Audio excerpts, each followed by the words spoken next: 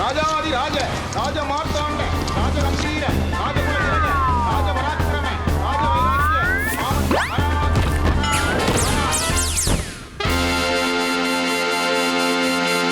வணக்கம் மக்களே, இது நியூஸ் 18 தர்பார். நான் உங்க எழில். அரசியல் கடங்கள் அநேகமாக எல் நினோவை விட பயங்கரமா சூடு பிடிச்சு தக தக தக தகன்னு எரியுது. அந்த எரிச்சல் என்னன்னா பல பேருக்கு சந்தோஷத்தை கொடுக்குது, பல பேருக்கு கூடுதல் எரிச்சலை கொடுக்குது. சரி, அந்த எரிச்சல்ல என்னென்ன விஷயங்கள்லாம் நடந்தது, சந்தோஷத்துல என்னென்னலாம் நடந்தது பார்க்கலாமா? வாங்க நிகழ்ச்சிக்குள்ள மரட்டுன்னு போவோம்.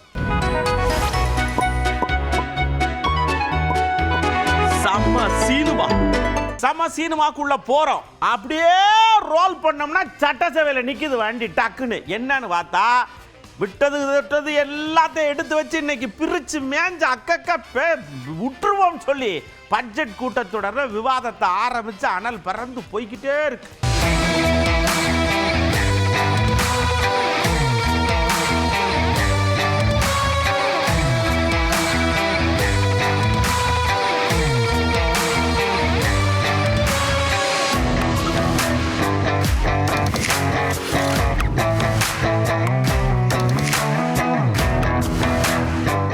அப்படியே எந்திரிச்சார்ல உதயநிதி ஐயா. டப்புன்னு எந்திரிச்ச உடனே சபாநாயகர் சொன்னாரு, நீங்க எழுதி கொடுத்தது மட்டும்தான் கேள்வியா கேட்கிறோம், அன்னெசரியா ஏதாவது ரெண்டு மூணு வார்த்தையை உள்ள விட்டீங்கன்னா கத்திரிக்கோளை வச்சு எடிட் பண்ணிடுவேன் அப்படின்ற மாதிரியே விரட்டி பேசி சொன்னார். இருந்தாலும் கர்நாடகாவுக்கு போகணும்னு முடிவெடுத்தது யார், உங்களிடம் போ சொன்னது யார், இந்த கேள்விக்கு எனக்கு பதில் தெரிஞ்சாகணும் அப்படின்னு கோக்கிய போட்டார். இப்போதெல்லாம் ஒன்று தான், நாங்கள் தொடர்ந்து அனைத்து கட்சி கூட்டத்தை கூட்ட வேண்டும் என்று கேட்டுக்கொள்கின்றேன்.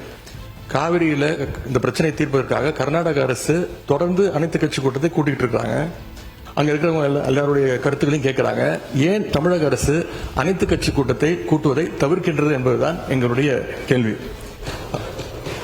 அதாவது பேரவைத் தலைவர் வாயிலாக இன்னும் இங்க தெரிவிக்க விரும்புகின்றேன். இந்த அரசு ஒரு புது டெக்னிக்கை ரெகுலராக ஃபாலோ பண்ணிட்டு வராங்க. எதையாவது ஒன்று செய்யறதுக்கு முன்னாடி அந்த செய்தி இவங்களே லீக் பண்ணிடுறாங்க. உடனே அதற்கு எதிர்ப்பு பலமாக இருந்தா உடனே ஒரு யூடியூன் சொல்றேன். தேவையற்ற பிரச்சனை திருப்பும் நான் சொல்லுகிறேன். இந்த பிரச்சனையை ஒட்டி மற்றும் பேசுங்கள். எந்த ஸ்ட்ராட்டஜி எந்த இதெல்லாம் என் முன்னால் இருக்கிற பிரச்சனை தேவையில்லை.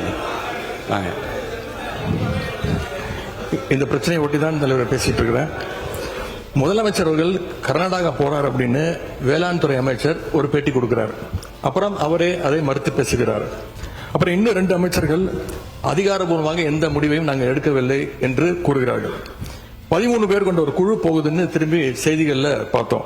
கடைசியில் என்ன ஆச்சுன்னா கர்நாடக முதலமைச்சர் சொல்லிட்டார், நீ இந்த தமிழ்நாடு முதலமைச்சர் இங்க வர வேண்டாம், நாங்கள் தண்ணி எல்லாம் கொடுப்பதற்கு தயாராக இல்லை என்று கர்நாடக முதலமைச்சர் அவர்கள் தெரிவிக்கிறார். அவர் சொன்னது உண்மையா இல்லையா முன்னவர் தடக்குன்னு கேள்வியை கேட்டாச்சு. வழக்கம் போல எல்லாரும் இவர் பதில் சொல்லுவாரா இல்ல வீட்டுல போய் பதில் சொல்லுவாரா அப்படி யோசிக்கிற நேரத்தில் எந்திரிச்சு நான் பதில் சொல்றேன். இங்க இருந்து கர்நாடகாவுக்கு போகணும்னு முழுக்க முடிவெடுத்தது நானு, அங்க போய் பேசணும்னு நினைச்சது நானு, அங்க ஏதாவது நடந்தா அதனால பொறுப்பெடுத்துக்க போறது நானு, அப்படி நானு 3 வாட்டி சொல்லிட்டார். ஆக மொத்தம் பதில் அவர் தான் முடிவெடுத்திருக்கார். ஒரு அட்டெம்ப்ட் எடுத்து பார்க்கலாம்னு தோணுனது தான் அந்த பெங்களூர் விசிட். அப்படி ஒரு விசிட் பற்றி ஃபஸ்ட்டு யோசித்து கேட்டதும் நான் தான். நாம் பெங்களூர் போக நினச்சதை பற்றி பல ஒப்பீனியன்ஸ் வந்துச்சு. நாம் போக நினச்சதுக்கு காரணம் ஒருவேளை இந்த பிரச்சனை தீர்க்கறதுக்கான ஒரு பாசிட்டிவ் சைன் கிடைச்சா நல்லா இருக்குமேன்னு ஒரு எண்ணத்தில் தான். இன்றைய காலத்தில் பகை நாடுகளை பேசி தீர்க்க பார்க்குறாங்க, பக்கத்து மாநிலத்தோட பேசி பார்த்தா என்னன்னு நினைச்சேன்.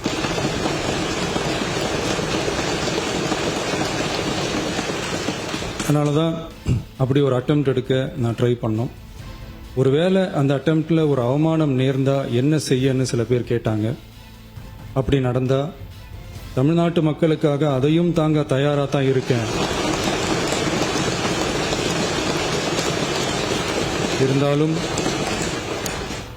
இருந்தாலும் நம்ம மேல அன்பு காட்டின அத்தனை பேருக்கும் என்னோட நன்றிகள். அப்படியே குறுவை சாகுபடிக்கு நீங்க என்ன கொடுத்திய கேள்வி வந்துச்சு. சடக்குன்னு எந்திரிச்சு சொல்றாரு, பேப்பரை படித்தீர்கள் என்றால் உங்களுக்கு பதில் தெரியும். நாங்க என்னென்ன கொடுத்துருக்குறோம், என்னென்ன கொடுக்குறோங்கிற பேப்பர்ல விலாவரியா இருக்கு, படிச்சு பார்த்து தெரிஞ்சுக்கங்க. திருப்பி ஒருக்க சொன்னா டைம் ஆகும்ல அப்படிங்கிற மாதிரியே சொல்றார். குறுவை சாகுபடிக்கு அந்த நிவாரண தொகுப்பு பற்றி எதிர்க்கட்சியிலேருந்து கேட்டிருந்தாங்க. அந்த குறுவை சாகுபடிக்கு அந்த நிவாரணம் வந்து ஏற்கனவே கொடுத்தாச்சு, வழங்கியாச்சு. இது வந்து அரசியலே நாங்கள் தான் அப்படின்னு சொல்லிக்கிறவங்களுக்கு இது எப்படி தெரியாமல் போச்சுன்னு எனக்கு தெரியல.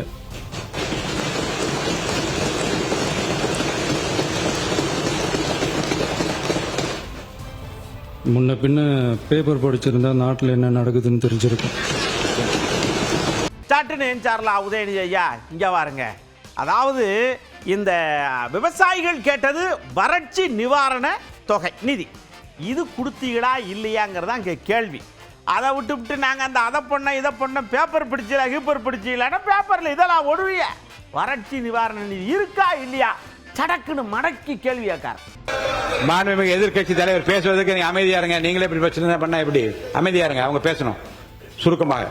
பேரவைத் தலைவர் அவர்களே, ஸ்பெஷல் பேக்கேஜ்னா நீங்க கொடுத்தது 134 கோடி கொடுத்துருக்கீங்க. அது அனைத்து அரசுலையும் கொடுக்கறக்கூடிய ஸ்பெஷல் பேக்கேஜ் தான். இப்ப வறட்சி நிவாரண நிதி அவங்க கேட்கறாங்க. இது ரெண்டுத்துக்கும் வித்தியாசம் தெரிஞ்சுக்க வேண்டும். இது வெறும் டெய்லி காலைல பேப்பர் படிச்சா மட்டும் பத்தாது. அங்க அனைத்து கட்சி கூட்டத்தை கூட்டி அனைத்து விவசாயிகளோடு போய் கலந்து பேசி அவங்களுடைய கோரிக்கைகள் என்னன்னு நீங்க தயவு செய்து கேட்டுக்கொள்ள வேண்டும். அதே மாதிரி அதே முன்னர் மாண்புமிகு இதெல்லாம் மன்னிக்கணும். மாண்புமிகு எதிர்க்கட்சி தலைவர்கள் இப்போது வறட்சி நிவாரணத்தை பற்றி சொன்னார்கள்.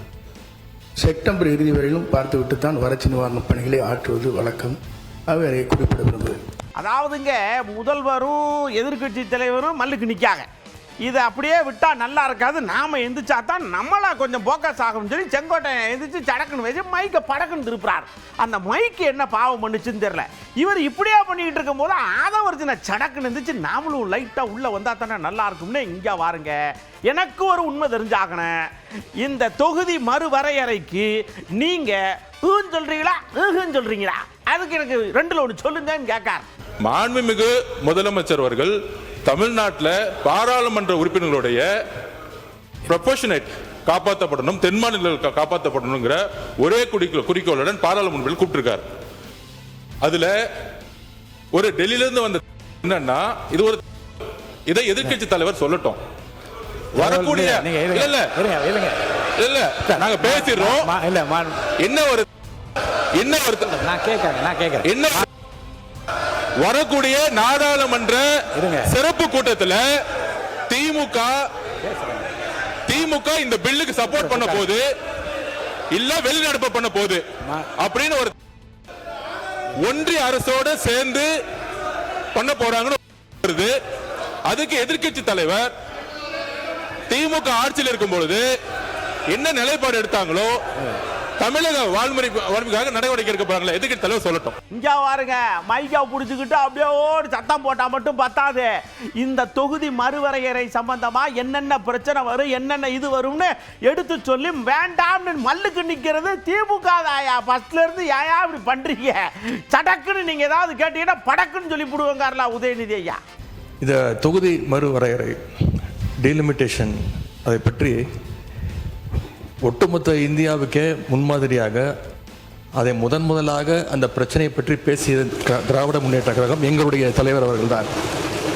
சென்ற ஆண்டு கிட்டத்தட்ட 5 முதலமைச்சர்கள் தென் தமிழகத்தில் இருக்கக்கூடிய அனைத்து முதலமைச்சர்களையும் சென்னைக்கு வர வைத்து ஒரு மிகப்பெரிய ஒரு ஆலோசனை கூட்டத்தை நடத்தி இந்த டீலிமிட்டேஷனுக்கு எதிர்த்து முதலாக இந்தியாவிலே குரல் கொடுத்த தலைவர் எங்களுடைய தலைவர். நீங்கள் நாளைக்கு நம்முடைய முதலமைச்சர்கள் இந்த அரசு அனைத்து நாடாளுமன்ற உறுப்பினரையும் கூட்டிருக்கிறீங்க. இதற்கான சரியான முடிவை எங்களுடைய தலைவர் ஆலோசனை செய்து அந்த முடிவை அவர் எடுப்பார். இப்போ நம்ம பேசிட்டு இருக்கிறது நிதி நிலைமை வேளாண்மை பட்ஜெட்டை பற்றியது. அதற்கு எங்களுடைய உறுப்பினர்கள் கேள்வி கேட்டுக் கொண்டிருக்கிறார்கள். அதற்கு முடிந்தால் நீங்கள் பதில் சொல்லுங்கள். அப்படியே ரகுபதி ஐயா பட்டார்னு நினைச்சார்கள். இங்க வாருங்க, முதல்வர் வாங்காதியன்னு அமெரிக்காடு ஊறார். ஆனா அவங்க ஆளுங்க பசங்க ஊறாங்க காது கொடுத்து கேட்கவே மாட்டேங்க. எல்லாம் அங்கிட்டு ஒரு பக்கம் ஓடிக்கிட்டு இருக்கு. வாங்குறாங்களா வாங்கலையா, வாங்கட்டுமா வேண்டாமா, இப்படியெல்லாம் போய்கிட்டு இருக்கும் போது சடக்குன்னு சபாநாயகர், அவை குறிப்பில் நீக்கி விடுவேன், கத்திரி எடுத்து வெட்டி விடுவேன், அமைதியாக உட்காருங்கள். அவர் ரொம்ப ஸ்ட்ரிக்டான ஆபீசரா இருப்பார் போல் இருக்கு. அப்படி சொன்னாங்க எதிர்க்கட்சி. அதே நேரத்தில் முன்னாள் அமைச்சர் நம்முடைய தங்கம் தென்னரசு அவர்கள் பேசியது போன்றவற்றையெல்லாம் இன்றைய பள்ளி கல்வித்துறை அமைச்சர் சொன்னார். நான் கொஞ்சம் சத்தமாக பேசிட்டேன். அதனால அவருக்கு ஏதோ நம்ம கோபமாக கொந்தளிச்சு பேசுகிறா போல தோன்றியிருக்கு. எதிர்க்கட்சி விமர்சித்துத்தான் ஆக வேண்டும். பட்ஜெட்டை வரவேற்கிறேன்னு சொல்லிட்டு நான் உட்கார்றதுக்கு எதுக்கு இங்கே நான் வர்றேன்? இதுக்காக என்ன எங்கள் திருமையன் தொகுதியிலேருந்து மக்கள் தேர்ந்தெடுத்து அனுப்பிச்சிருக்காங்க. அரசுக்கு வேண்டிய ஆலோசனைகளையும் சொல்ல வேண்டும். பட்ஜெட்டில் என்ன நிறை குறைகள் இருக்கிறது அதை சொல்ல வேண்டும். அதுதான் எங்களுடைய கடமை. அப்படியே தப்புன்னு இந்த இடத்துல நாம ஸ்கோர் பண்ணணும்ல. எந்திரிச்சார்ல சடக்குன்னு யாரு நம்ம கல்வித்துறை அமைச்சரே எந்திரிச்சு 3 வகையான பேச்சுக்கள் இருக்கு. அதுல ஆதாரபூர்வமா பேசுறது ஒண்ணு, அப்படியே பேசுறது ஒண்ணு, வம்படியா பேசுறது ஒண்ணு, 3வது விஷயத்தை கையில் எடுத்து அண்ணன் ரொம்ப போய்கிட்டு இருக்காரு அப்படின்னு தாழ்மையோடு தெரிவித்துக் கொள்கிறேன்னு சொல்றார்.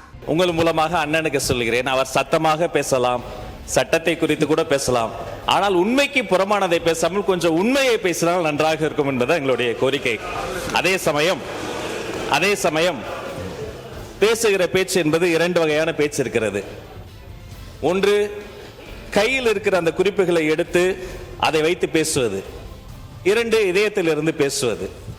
இந்த 2 வகையான பேச்சுகளையும் இந்த மதிப்பிற்குரிய மாமன்றம் பார்த்திருக்கிறது. 3வதாக ஒரு பேச்சு இருக்கிறது. அது வாதங்களை எல்லாம் எடுத்து வைத்து ஆக்கப்பூர்வமாக பேசாமல் ஒரு விதண்டாவாதமாக பேசுவது. அண்ணனுடைய பேச்சு என்பது ஆரம்பம் முதலே ஆக்கப்பூர்வமான ஆலோசனைகளையோ விமர்சனங்களையோ வைத்தால் அதை ஏற்றுக்கொள்ளக்கூடிய மனநிலையில் தான் எங்கள் வெற்றி தலைவர் தமிழக வெற்றி கழகத்தை வளர்த்திருக்கிறார் என்பதை இந்த மாமன்றத்தில் கூறி, அதே சமயம் உண்மைக்கு புறம்பான ஏதேனும் ஒரு செய்தியை அவர் சொல்கிற பொழுது அதை அந்த இடத்திலேயே சுட்டி காட்டுவோம். நீங்கள் சொன்னதை போல எப்போதுமே நாங்கள் உரிமைக்கு குரல் கொடுப்போம், உறவுக்கு கை கொடுப்போம் என்பதை மீண்டும் அந்த உறுப்பினர்களுக்கு உங்கள் மூலமாக தெரியப்படுத்திக் கொள்கிறேன். நன்றி. அடுத்த கேள்வி எப்ப எடுத்து விடுறேன் பாருன்னு ரகுபதி அண்ணாச்சி வராரு. அண்ணேன்னு சொல்லிட்டீங்க, தம்பி நீங்க கேளுங்க. நீங்க அண்ணன் சீருன்னு சொல்லி ஒரு திட்டத்தை கொடுக்குறீங்க. கூட்டி கழிச்சு கணக்கு பெருக்கு வகுத்துல எல்லாம் பார்த்து மொத்தத்துக்கு பார்த்தா 2000 கோடி ரூபாய் தேவைப்படுது. ஆனா நீங்க ஒதுக்குது எம்பிட்டு, இது எப்படி முடியும், என்ன போறிய அப்படின்னு அடுத்த கேள்வியை தூக்கி டேபிள்ல போடுறாரு. அது கொடுக்க முடியாது 832 கோடி ரூபாயில. ஏன்னா 2022-23 மட்டும் நாங்க மூவாலூர் ராமாமிர்தம் அம்மையார், அதை போல முத்துலட்சுமி ரெட்டி அம்மையார் திருமண உதவி திட்டம், இந்த திட்டங்கள்ல கொடுத்த பெண்களுடைய எண்ணிக்கை மட்டும் 1 லட்சம்.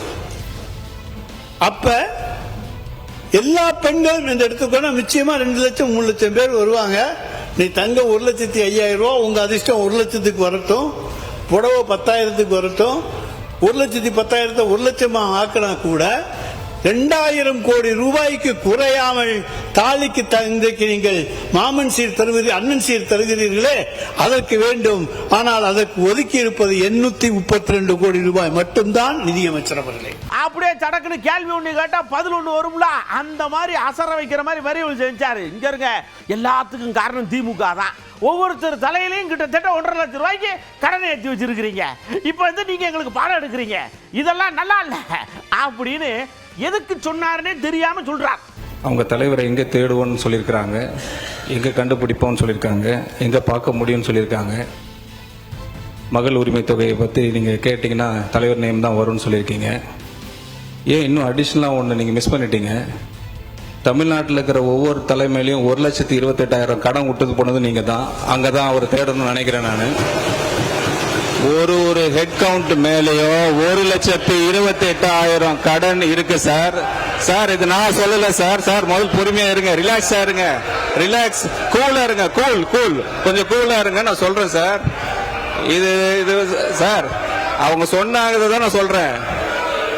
1,28,000 ரூபாய் கடன் ஒவ்வொரு ஹெட் கவுண்ட் மேலேயும் இருக்க காரணம் ஹிஸ்டரி படிச்சது ப்ரீவியஸ் டிஎம்கே கவர்மெண்ட் மட்டும்தான். அவங்க பினான்சியல் லாஸ் பண்ணதான், அட்மினிஸ்ட்ரேட்டிவ் கொலாப்ஸ் தான். நாங்க 50 வருஷம் இல்ல சார், நாங்க 50 வருஷம் ஆச்சு இல்ல. ரிலாக்ஸா இருங்க சார், சார் ரிலாக்ஸா இருங்க. நீங்க கத்துறதுனால பிரயோஜனம் இல்ல சார். தப்புன்னு நேரம் ஐயா எஞ்சாரு. இங்க இருக்க தம்பி, நல்லா பேசுறீங்க, மூச்சை பிடிச்சி பேசுறீங்க, ஒன்றும் தப்பு கிடையாது. நல்லா வாழ்க, வளர்க, வளர்ந்து வாங்க. ஆனால் ஒரு விஷயத்தை நீங்கள் யோசிக்கணும். கடன் வாங்கிட்டாங்க, அப்படி எதுக்கு கடன் வாங்கணும், என்னென்ன செஞ்சுருக்க? நீங்கள் அங்கே தானே உட்காந்துருக்கீங்க, எல்லாம் பிரட்டி பார்த்துருப்பீங்கல்ல. சொல்லுங்க, இதுக்கு தான் கடன் வாங்கியிருக்கேன், இதுதான் கடன் வாங்கியிருக்கேன்னு சொல்லுங்க. இப்போ நீங்கள் 60 நாளில் சடக்குன்னு வாங்கியிருக்கீங்க 20,000 கோடி ரூபாய்க்கு மேலே, அதை எங்கே போய் கணக்கில் சேர்க்க கேள்வியை போட்டார்ல. நீதித்துறை பட்ஜெட் தாக்கல் பண்ண பிறகு நீதித்துறை செயலாளர் அவர்கள் விளக்கமாக சொல்லியிருக்கிறார். கடன் என்பது இன்னும் 50 ஆண்டு காலம் போனால் கூட அது அடைப்பதற்கு வாய்ப்பு இல்லை. ஆனால் ஒவ்வொரு அரசும் கடன் வாங்கிதான் தொடர்ந்து அது செய்யப்பட வேண்டும் என்று நீதித்துறை செயலாளர் அவங்களுடைய செயலாளரை சொல்லியிருக்கிறார்கள். நாங்கள் 1,28,000 ஒரு தனிநபர் கடன் என்று சொன்னால் நீங்கள் 60 நாட்களுள்ளாக 20,000 கோடி கடன் வந்திருக்கிறது. எனவே இல்ல, அதை நாங்கள் ஒரு குறையாக சொல்லவில்லை. அரசாங்கம் நடத்துவது என்பதே தொடர்ந்து தன்னுடைய முன்னேற்றத்திற்காக கடன் வாங்கக்கூடிய நிலையில் தான் அரசு நடந்து கொண்டிருக்கிறது. இன்னும் சொல்ல போனால் ஒரு அரசு எவ்வளவு கடன் வாங்க வேண்டும் என்று நிர்ணயிப்பதே ரிசர்வ் பேங்க். அவங்களுடைய அனுமதி இல்லாமல் கடன் வாங்க முடியாது. எனவே வருவாய் இருக்கிற போது ரிசர்வ் பேங்குடைய அனுமதியை பெற்று தான் கடன் வாங்கி இருக்கிறோம்.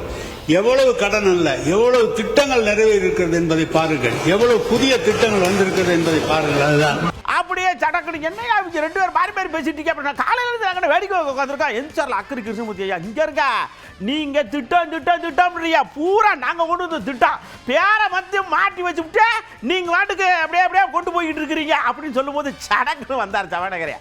நீங்க ஒரு வார்த்தை சொல்ல வரீங்கல்ல, அதை இங்கனே கட் பண்றேன், அங்கன வைக்க கூடாது அப்படின்னு நேக்க பசைய தடை விட்டார் அந்த பக்கம். பள்ளி கல்வித்துறை மற்றும் உயர்கல்வித்துறை ஆகிய முக்கிய துறைகளுக்கு நிதி குறைக்கப்பட்டுள்ளது.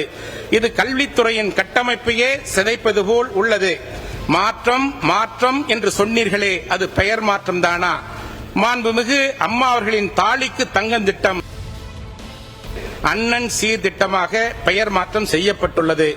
மாண்புமிகு அம்மா அவர்களின் பசுமை வீடு திட்டம் கிரீன் ஹவுஸ் வெற்றி வீடு திட்டம் என்று பெயர் மாற்றம் செய்யப்பட்டுள்ளது.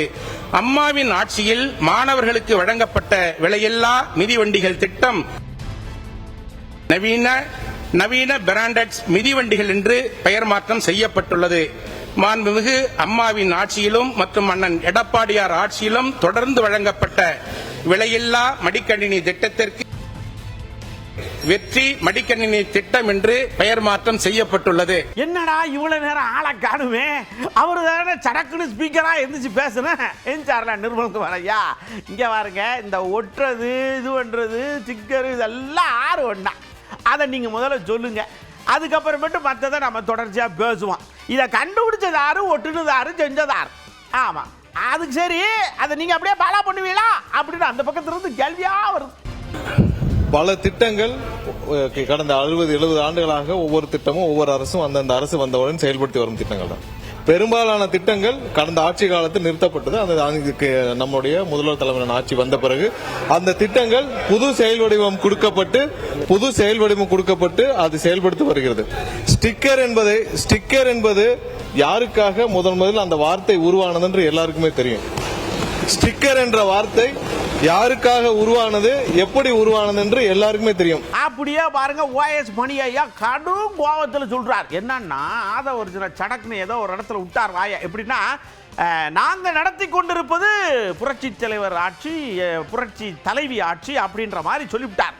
அவர் என்ன ஆட்சி நீங்க நடத்துறீங்க, நீங்க வாட்டுக்கு இஷ்டத்துக்கு பண்ணிக்கிட்டே இருக்கீங்க, எங்க தலைவர்களை உள்ள கொண்டு வந்து சேர்த்து வச்சுக்கிட்டு என்ன கிட்டார் வாங்கி தர போறீங்களா அப்படின்னு கோபத்தில் பேசுறாருல ஓஎஸ் மணி ஐயா. முதலமைச்சர் விஜய் அவர்களுடைய ஆட்சி இது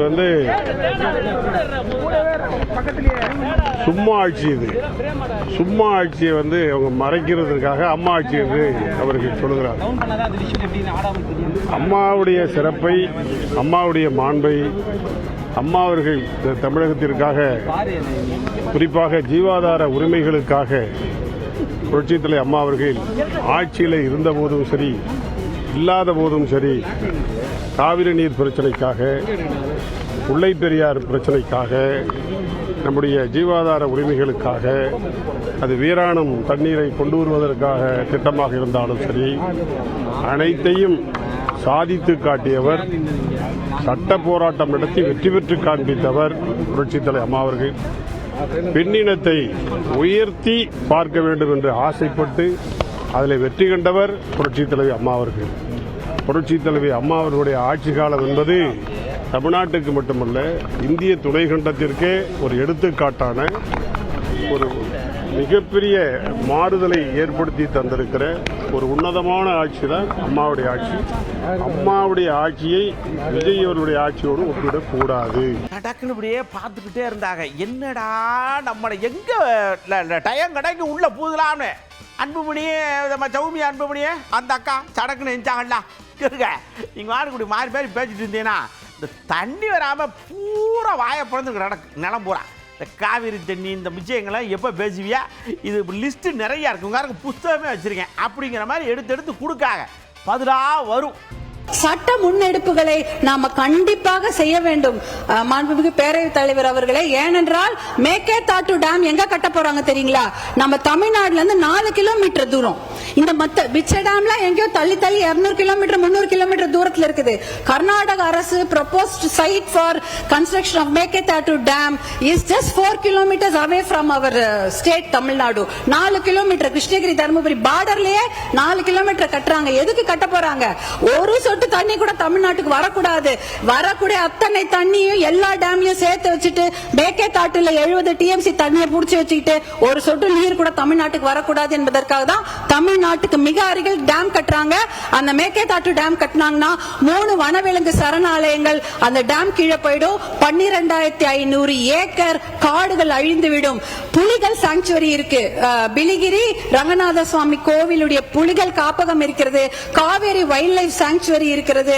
அதே சமயம் மாதேஸ்வரன் மலை சாங்சுவரி, அத்தனை வனவிலங்கு சரணாலயம். அதில் இருக்கக்கூடிய நீர்வேம்பு மரம், நீர் மருந்து மரங்கள் 700 வருஷம் பழமையான மரங்கள்லாம் தண்ணியில போயிடும். தப்புன்னு பிரேமலதா அண்ணியார் இருந்துச்சாங்க. இங்க வந்து அவளு எந்திக்கணும்ல. இதுக்கு ஒரே ஒரு சொல்யூஷன் தான். நம்ம கேப்டன் ஏற்கனவே பண்ணி வச்சிருக்காரு. என்னன்னா, அவர் எதிர்கட்சி தலைவராக இருந்தபோது எல்லாரையும் கூப்பிட்டு நேராக பிரதமர் வீட்டில் இப்படி பிரச்சனை நடக்க எல்லாத்தையும் முடிச்சு கொடுக்கணும் கூட்டு போனாரா. அதே மாதிரி நாளைக்கு வாங்க எல்லா பிளைட்டை பிடிச்சி நேராக அங்கே போய் பேசுவோம் அப்படின்னு ஐடியா கொடுக்காங்க. டிக்கெட்டு போட்டாங்களா தெரியல. மேகதாதுல டேம் கட்டக்கூடாதுன்னா கட்டக்கூடாது. காவேரியில இருந்து தண்ணி தமிழ்நாட்டுக்கு இத்தனை TMC கொடுக்கணும்னா கொடுத்துதான் ஆகணும். யாரும் அதை பத்தி 150 வருஷமா பேசுறோம். இன்னும் பேசுறதுல பிரயோஜனம் இல்லை. அதனால முதல்வர் அவர்களே ஸ்ட்ராங் ஆக்ஷன் எடுங்க. Be strong to take good decision. Strong decision நான் பேசியிருக்கேன் சட்டசபையில. எல்லாரும் தமிழ்நாட்டுக்காக தமிழக விவசாயிகளுக்காக ஒன்னு கூடுவோம். எப்படி கேப்டன் வந்து எதிர்கட்சி தலைவராக இருந்தபோது அனைத்து கட்சிகளையும் அழைத்து சென்று தமிழ்நாட்டின் பிரச்சனைக்காக பாரத பிரதமர் திரு நரேந்திர மோடிஜி அவர்களை சந்தித்தாரோ, அதுபோல இங்கே அனைத்து கட்சி கூட்டத்தை கூட்டுறமோ இல்லையோ தீர்மானம் நிறைவேற்றிட்டோம். எதுக்கு எதிர்கட்சி எல்லாம் ஒன்னு சேர்ந்து சொல்றாங்க? எதுக்கு அவங்க கேட்கறாங்க எல்லா கட்சியும் ஒன்னு கூட்டி நீங்க கூட்டம் போடுங்கன்னு. ஆனா ஆளுங்கட்சி சொல்றாங்க தீர்மானமே நிறைவேற்றியாச்சு, எதுக்குமா அனைத்து கட்சி கூட்டம்னு அவங்க சொல்றாங்க. அதனால நாங்க என்ன சொல்றோம், யாருக்கு இது உரியவர் பாரத பிரதமர் அவர்களை போய் நம்ம சந்திப்போம் தான் நான் கேட்கிறேன். கண்டுபிடிச்சு சொல்றாருல நம்ம அண்ணன் சீமா அண்ணன். இங்க இருங்க, பிரதமரை பார்க்கலாம் செய்யலாம், சில பல பிரச்சனைகள் தீரலாம். இந்த காவிரி பிரச்சனை தீரவே தீராது. எப்படி ஆரம்பிச்சதே காங்கிரஸ். ஐயா கருணாநிதியை லெட்ரு போட்டாரு. அது இந்திராதி அம்மா உள்ள ஊந்து வாபஸ் வாங்க வச்சாங்க. அன்னையிலிருந்து இன்ன வரைக்கும் லெட்ரு போது வருது போது. எங்கேயாவது தீருதா? தீரவே தீரா. தண்ணி தான் தீர்ந்து போது. அண்ணன் விரக்தியை வெளிப்படுத்துறார். காவிரி நதிநீர் சிக்கல் இவர்கள் இருக்கிற வரை இந்த ஆட்சியாளர்கள் தீர்க்கப்படாது. திராவிட கட்சிகள் தீர்க்கல. இந்த சிக்கல் எப்படி வருது? ஐயா கலைஞர் அவர் கருணாநிதி அவர்கள் முதலமைச்சராக இருக்கும்போது உச்சநீதிமன்றத்தில் ஒரு வழக்கு தொடுக்கிறார்கள், அதிகப்படியாக நீர் தர வேண்டும் என்று. அப்ப காங்கிரஸ் கர்நாடகாவில் ஆளுகிற உயரத்தில் இருக்கு, இங்கே துணை இணை கட்சியா இருக்கு. அப்ப கர்நாடக மாநிலத்தில் இருக்கிற ஆளுகிற உயரத்தை இழந்து விடக்கூடாது என்பதற்காக அந்த வழக்கை திரும்ப பெறுங்கள் என்று இந்திரா காந்தி அம்மையார் நெருக்கடி கொடுத்து அந்த வழக்கை திரும்ப பெற வைக்கிறார்கள். அதிலிருந்து நமக்கு பிரச்சனையே ஆரம்பிக்குது. முதலாக காவிரி நதிநீரிலே துரோகம் செய்த கட்சி நமக்கு காங்கிரஸ். அது இன்று வரை தொடர்கிறது. ஏன் இதை உங்களுக்கு சொல்றேன்? மான தமிழச்சி மார்ல பால் குடிச்ச ஒவ்வொரு மகனுக்கும் இந்த நினைவில் இருக்கணும். இது நினைவில் இருக்கணும். இவன் எவ்வளவு தூரம் நம்ம இனத்தின் வரலாற்று பகைவன் என்பதை நீங்க கவனத்தில் வச்சுக்கணும். காவிரி நதிநீர் பறிச்சதவன், இன்று தர மறுப்பவனும் அவன்தான். இதுல பாரதிய ஜனதா காங்கிரஸ் வெவ்வேறு அல்ல. கட்சியின் பேரு வேற வேற, கொடி வேற வேற, கொள்கை ஒன்றுதான். அப்படியே சடக்குன்னு ரொம்ப நாள் கழிச்சு நம்ம வேலுமுருகன் அண்ணாச்சி அவர் நம்ம டாக்டர் ஐயா எல்லாம் சேர்ந்து ஒரு போராட்டத்தை இது ஒன்று அதில் சொல்கிறாரு, இங்கே இருக்க மேகதாதான பிரச்சனை வச்சுக்கிடுவோம், வச்சுக்கிட்டு இந்த பக்கம் திமுக அந்த பக்கம் விஜய் அப்படின்னு எல்லாம் இருக்கட்டும், நாம் எல்லாம் ஒரு கூட்டணியை சேர்ந்து ஒரு போராட்டத்தை நடத்தி வேற மாதிரி கொண்டு வந்து அதை வேற மாதிரி அரசியல் ஆக்கிடுவோம் அப்படிங்கிற மாதிரியே பேசுகிறாரு. கணக்கு வச்சிருப்பாங்க ஓட்டுருக்கு எல்லாரும் சேர்ந்து. கண்டிப்பா மனால ஒரு ஓரளவுக்கு ஏதோ அவன் நீங்க உங்க பாணியில அவங்க திருட்டு திராவிடமா இருக்கலாம், இல்ல திருட்டு அதிமுக இருக்கலாம், ஏதோ ஒன்னா இருக்கலாம். ஆனா ஏதோ ஓரளவுக்கு நம்ம போனா ஒரு மாண்போட வாங்க, உட்காருங்க, பேசுங்க, ஒரு அரசியல் இருக்கும், ஒரு புரிதல் இருக்கும், ஒரு தெளிவு இருக்கும். ஒரு 50 வருஷம் இந்த தமிழ்நாட்டை மாறி மாறி ஆண்டு இருக்கான், ஒரு அடிப்படை புரிதல் இருக்கும். அவன் ஒரு தகுதியானவங்கிட்ட போய் நம்ம சண்டை போடலாம். ஆனா இப்ப ரத்தம் நீ சண்டை போடுற, நான் சண்டை போடுறேன், நம்ம கோரிக்கை வைக்கிறவெல்லாம் யாரு?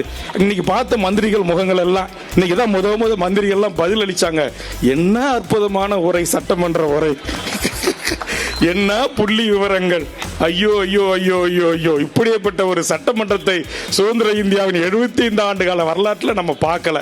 அதனால இப்ப ஏதோ இடைத்தேர்தல் நடக்குன்றாங்க, நாம் எல்லாரும் ஒன்னா உட்காந்து பேசுவோம் டாக்டர், எல்லாரும் ஒன்னா உட்காந்து பேசுவோம். இந்த இடைத்தேர்தலாவது இங்க இருக்கக்கூடிய தமிழ்ச்சாதி சமூகத்தின் ஆளுமைகள் அந்த சட்டமன்றத்திற்கு சென்று அமர்ந்து இவர்களை நேருக்கு நேராக சட்டமன்றத்தில் கேள்வி கேட்பதற்கான என் தமிழ் குடி தலைமைகளை அங்கே அனுப்ப வேண்டும். அதற்கான ஒன்று குரலாக, அதற்கான ஒருங்கிணைப்பாக இந்த அனைத்து கட்சிகளின் கூட்டமைப்பு நான் பார்க்கிறேன். அப்படியே எல்லாரும் இந்த பக்கம் பேசிட்டு இருக்கும்போது விவசாயிக ஊரை சர்றன்னு போய் தலைமைச் செயலகத்தில் நின்ட்டா. என்னன்னு கேட்டா, இந்த கடனை தள்ளுபடி பண்ணுவீங்களா மாட்டுவீங்களா, ஒன்றும் முடியாதுன்னு சொல்லுங்க, இல்லை பண்றோம்னு சொல்லுங்க, சத்தம் காட்டாம இருந்தா நாங்கள் எதை நம்பி என்ன பண்றது? ஐயோ நாங்கள் ஒன்றும் பண்ண முடியலையே, மழை வேற பெய்ய மாட்டாங்க அப்படின்னு தன்னால வயல் அடிச்சுக்கிறாங்க.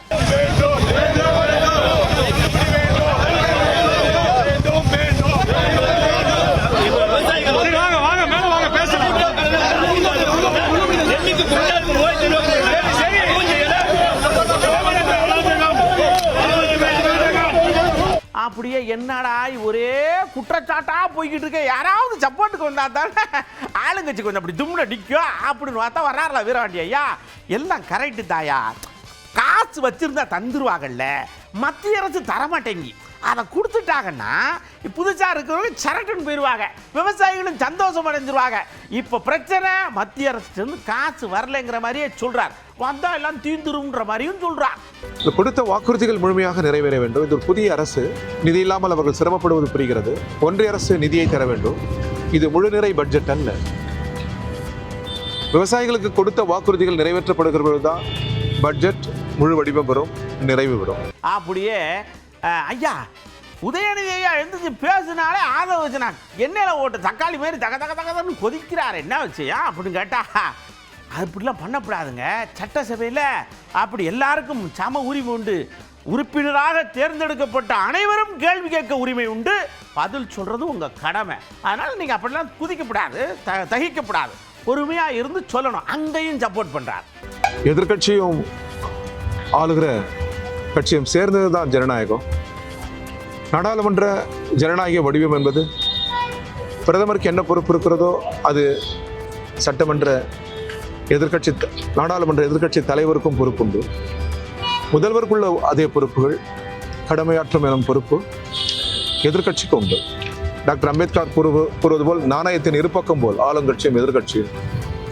எதிர்கட்சி இல்லாவிட்டால் ஆளுங்கட்சி பொருள்படாது, சட்டமன்றமும் பொருள்படாது. எனவே மக்கள் நலன் சார்ந்த கோரிக்கைகளை, கேள்விகளை சட்டமன்ற எதிர்கட்சி தலைவர் எழுப்புகிற போது அதற்கு முதல்வர் பதில் சொல்லலாம், அவை முன்னவர் பதில் சொல்லலாம், அமைச்சர்கள் பதில் சொல்லலாம். எல்லோரும் ஜனநாயகத்தில் பதில் சொல்ல கடமைப்பட்டவர்கள். பதில் சொல்ல முடியாது, கூடாது என்று சொல்வதற்கு யாருக்கும் உரிமை இல்லை. நம்ம ஐயா அர்ஜுன் சம்பத் ஐயா இருக்கார்லா, அவர் அப்படியே வந்துகிட்டு இருக்கும்போது சடக்குன்னு ஐயா அந்த பட்ஜெட்டை பற்றி ஒரு 2 வாரத்தை சொல்லிட்டு போங்க அப்படின்னு சொன்னோம். இந்த வருங்க தாவேக அரசு வந்த உடனே ஒரு வெள்ளை அறிக்கை விட்டாங்க, அப்புறம் ஒரு வெள்ளை அறிக்கை விட்டாங்க, அப்படியே விட்டாங்கல்ல, இது 4வது வெள்ளை அறிக்கை, அவ்வளோதான், வெரி சிம்பிள் அப்படின்ட்டார்ல. அவர் வெள்ளை அறிக்கையை கவனமாக படிப்பார் ஓடுருக்கு. சார் இது இன்னொரு வெள்ளை அறிக்கை தாங்க. வெள்ளை அறிக்கையிலேயே 10 ரூபா கடன் இருக்குன்னாங்க, வெள்ளை அறிக்கையிலையும் இங்கெங்கெல்லாம் ஊழல் நடந்திருக்குன்னாங்க, இந்த பட்ஜெட்லேயே அதான் சொல்லியிருக்காங்க. புதுசா எந்த திட்டத்துக்கு அதிகமா நிதி ஒதுக்கியிருக்காங்க? எந்த தேர்தல் அறிக்கையை வந்து அவங்க தேர்தல் வாக்குறுதிகளை நிறைவேற்றுவதற்கு இங்க முயற்சி பண்ணியிருக்காங்க? பட்ஜெட்டே இன்னொரு வெள்ளை அறிக்கை தான். தமிழ்நாடு திவாலாக போகுது, பட்ஜெட்ல மேலும் மேலும் கடன் வாங்கணும், இந்த மாதிரியான சூழல் தான் இன்னைக்கு இருக்குது. வேற வாய்ப்புகளே இங்க கிடையாது. அதனால இது ஒன்றும் வெள்ளை அறிக்கைக்கும் இந்த பட்ஜெட்டுக்கும் ஒன்றும் பெரிய வித்தியாசம் இல்லை. தமிழகத்தினுடைய நிதி நிலைமையை வெளிச்சம் போட்டு காட்டுறாங்க. சரி, இந்த கடன் அவங்க வந்து 10 லட்சம் கோடி கடன் பண்ணிட்டாங்க, நீங்க எல்லாம் பண்ண போறீங்க? 20 லட்சம் கோடி பாருங்க கடன் பண்ண போறோம். அவங்க வந்து வருவாய் பற்றாக்குறைக்கு என்ன நடவடிக்கை எடுத்தாங்க? இவங்களும் அதே நடவடிக்கை தான். பேருக்கு சில திட்டங்கள், தாலிக்கு தங்கம், கையுக்கு மோதிரம், புரியுதுங்களா? இது மாதிரி சில நிதிகளை ஒதுக்கி இருக்கிறாங்க. அதெல்லாம் அது ஒரு விளம்பரம் தேடும் திட்டங்கள் தானே ஒழிய வளர்ச்சி திட்டங்கள் எதுவும் இல்லை. அதனால இது இந்த பட்ஜெட்டு இன்னொரு வெள்ளை அறிக்கிறான், அதுல ஒன்றும் வித்தியாசம் இல்லை. சட்டசபையில இப்படி காரசாரமா போய்கிட்டு இருக்கு, நாம இப்படி போய் மக்களெல்லாம் சந்திச்சு கொஞ்சம் அவையெல்லாம் அரசியல் படுத்துவோம்னு திருமாவளவன் போறார் ஒரு கூட்டத்துக்கு. அங்க போய் மைக்கு முன்னாடி நின்னா இப்ப புதுசா அவங்க என்ன பண்றாங்கன்னா, தலைவர் தடுமாறி எங்கேயும் வார்த்தைகள்ல கூட தடுமாறி விழுந்துடக்கூடாதுன்றதுனால கொய்யின்னு சுத்தி நின்னுக்கிறதாங்க. அது அவருக்கு ஒரு இன்கன்வீனியண்டா இருக்குது, பேச முடியல. எடுத்த உடனே சரி நின்றுனாலும் பரவாயில்ல, எப்படியாவது வாயை பார்த்து நின்றுலாம், செல்ஃபி எடுக்காங்க. ஒரு அம்மா எந்திரிச்சு தலைவர் வாழ்க அப்படின்னு அந்த அம்மாவும் செல்ஃபி எடுக்க வருது. அண்ணன் கடுப்பாகிறார்.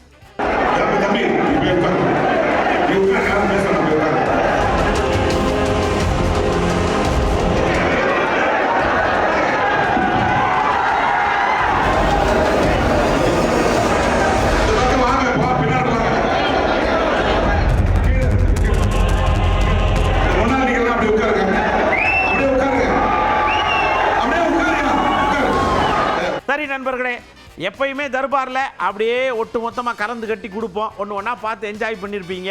இதே மாதிரி கலந்து கட்டி கொடுக்கறதுக்காக அடுத்த தர்பார்லையும் நாங்கள் உங்களை வந்து சந்திப்போம். உங்கள் வீட்டு கதவை டக்கு டக்குன்னு தட்டுவோம் 10:30 மணிக்கு. டப்புன்னு திறந்து உட்காந்து பார்த்துருங்க. அதுவரை உங்களிடமிருந்து அன்போடு விடைபெற்றுக் கொள்வது உங்கள் அன்பு நண்பன் எழில். வணக்க மக்களே.